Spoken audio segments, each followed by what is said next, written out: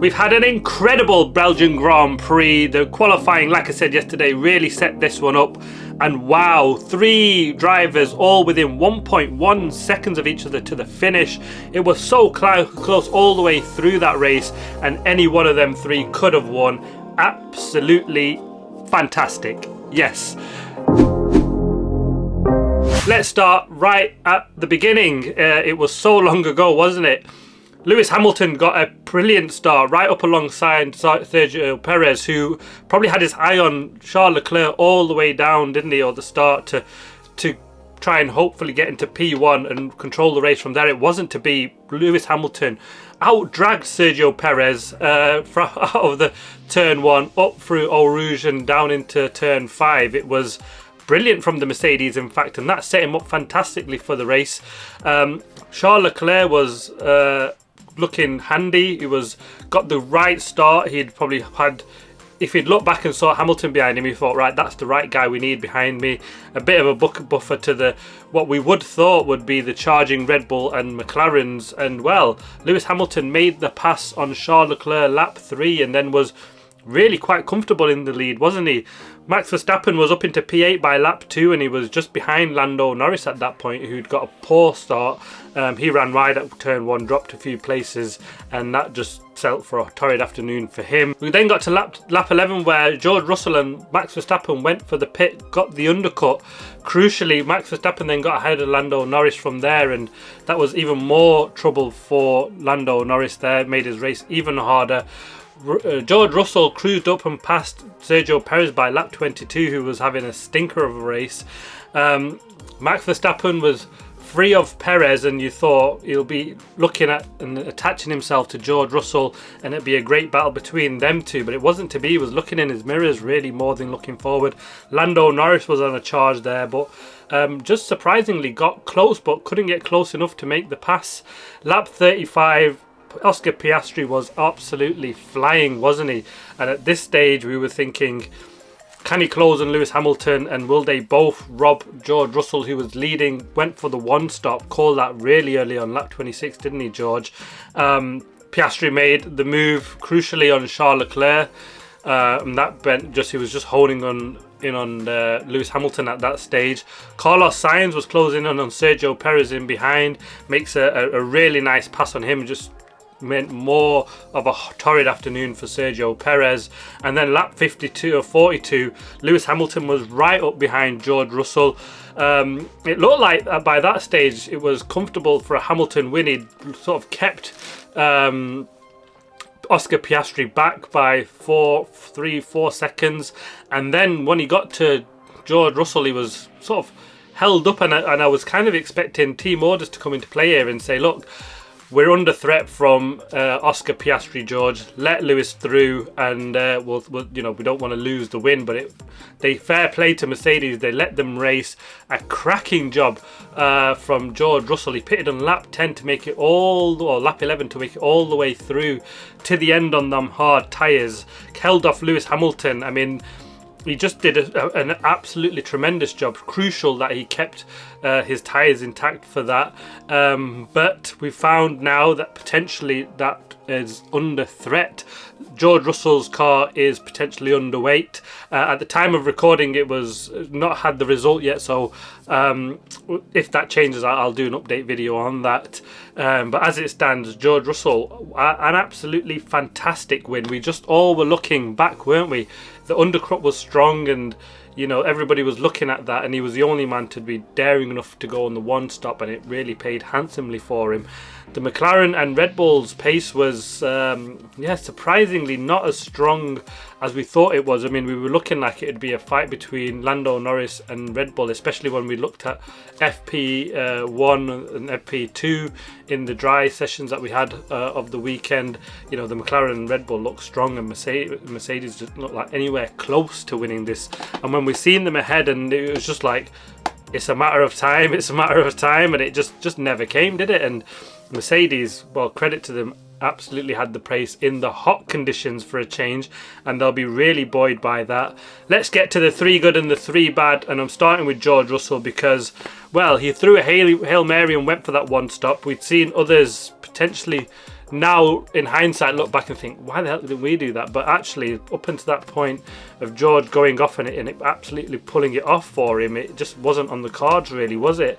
Yeah, from P6 to a win was brilliant, and then to hold Lewis Hamilton off with a couple of laps to go when Lewis was cruising up to the back of him, you just thought DRS open and it'll be gone down the Kemmel straight. But he did really good traction out of that chicane at turn 1, and then just kept Lewis at bay. Lewis did make a couple of mistakes there, ran wide and deep into turn 1, which meant he just wasn't close enough, and through the middle sector Lewis was right up in his gearbox, but there's nowhere to overtake there, and he was quite happy for him to do that.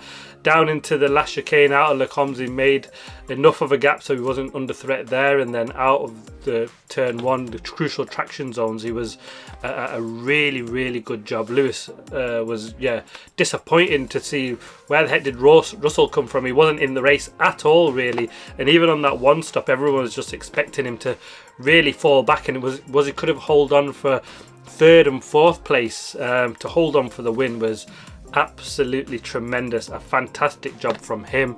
The second of the two, I'm going for Lewis Hamilton because it was a real surprise actually, because he got a really good start, made the move on Sergio Perez was crucial, and then made the move on the Ferrari of Charles Leclerc, and yeah, that car was quick down the straights, wasn't it, to outdrag Sergio Perez, who, actually, to be honest, when you look back now, it didn't look like that was, he was doing that, everybody was doing that to Perez, but early doors, you know, on fresher tyres, it was brilliant for Lewis.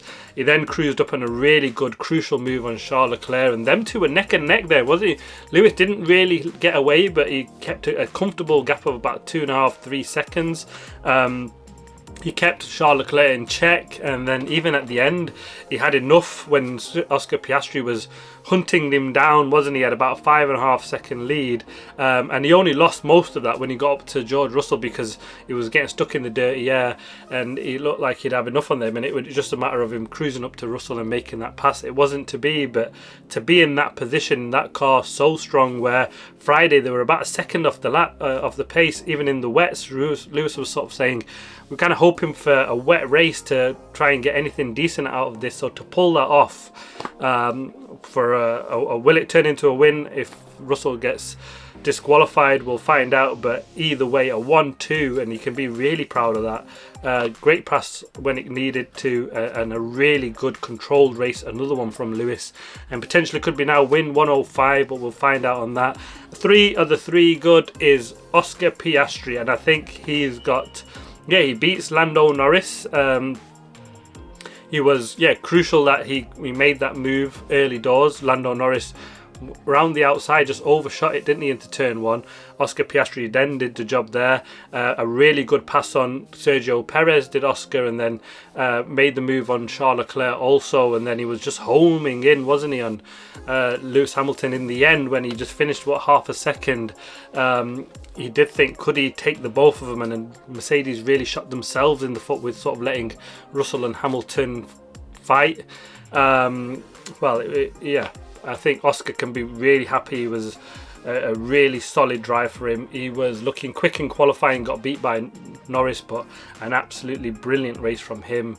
And let's get to the 3 bad, and the first of that, Sergio Perez. Wow, the pressure was on. He was absolutely nowhere from P2 to P8 in a race where everybody was saying it was hard to overtake. Well, this guy dropped 6 places. He was so slow down the straight, we kept complaining about that, but he didn't really do enough anywhere, did he? He's now P8 in the championship. He's been jumped by Russell and Hamilton. Potentially that could change on the Russell side of things, which will be a bit of a saving grace for him. But where does Sergio Perez go from here? It looked like, the perfect chance, a really good qualifying session for a change, and that car did look quick, but he just was absolutely nowhere. And the surprising thing is, like I say, he's dropped 6 places where cars with like Lewis couldn't pass George Russell, who had a good 10-15 lap tyre deficit on the guys in front. And so yes, it wasn't a great race from Red Bull, but to Sergio, I think they'll be really disappointed with him. He was 12 seconds behind Max Verstappen before he pitted to rob the fastest lap. yeah, overall another stinker. Will he keep that seat after the summer break? Well, he's not really done the job, has he, like we'd hoped he would have done, and kept that seat after a really good qualifying session. Second of the three good, three bad is Nico Hülkenberg. Yeah, Haas had a stinker over the race, didn't they? P14, his start didn't help, dropped some places there, was slow down the straight. They were just easy pickings, weren't they? And he's been beaten by Logan Sargent, which just says it all. Absolutely horrible race. Haas just were surprisingly slow down that straight, actually, because I think they clearly set themselves up for that middle sector where they hoped they could do enough to hold people back and also try and protect the tyres, because they knew deg was going to be an issue. It wasn't as big of an issue as they thought, was it? The graining really didn't come or as severe as they thought it would. The strategy didn't help him. Also a horrible weekend for him. And the third of the three bad, I'm going for Logan Sargent. Another race where he was just basically used by Williams as a bit of a blocker, wasn't he, to try and hold some people back for Albon. His race just wasn't good at all. Another stinker of a weekend. And will he be the first to lose his seat mid-season? He now reports that he's not on talking terms with team boss there, Mr. Vowles, and so, is that really spelling the end of his campaign? I'm surprised if he holds on to that seat, and it's given since how bad he is. Will it be a perfect opportunity for Mercedes to throw Kimi Antonelli in there and see what he can do in that car until the end of the season? And if he does well enough to graduate him up into that first seat of Mercedes alongside George Russell for next year, it could really potentially work out well for both.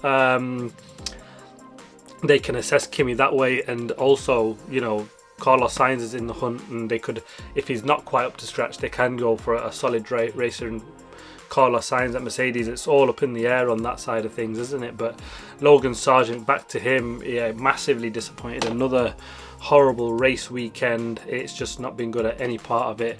But there we have it, a fantastic race. Sets us brilliantly for the, something to talk about all through the summer break now. A 3-week gap until we head to Zandvoort next.